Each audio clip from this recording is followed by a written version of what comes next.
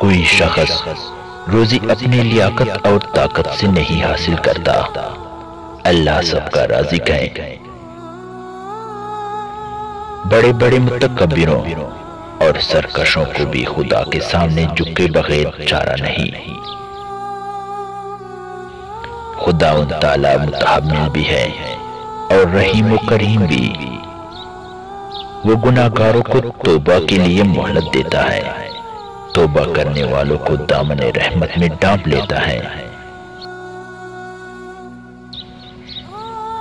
नुत्फे को खूबसूरत इंसान बना देना अल्लाह ताला की कुदरत का इजाज है।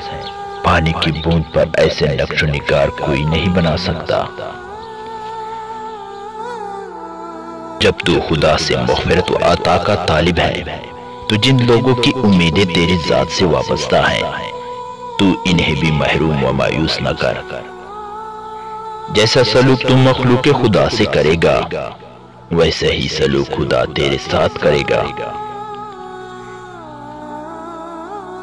हकीकी बड़ा तो वो है जो अपने हर छोटे को पहचानता हो और इसकी जरूरियात का ख्याल रखता हो।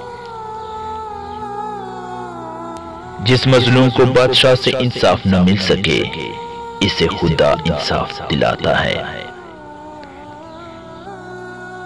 आखिरत में नेकियों के मुताबिक मर्तबे मिलते हैं, इसलिए नेकी करो।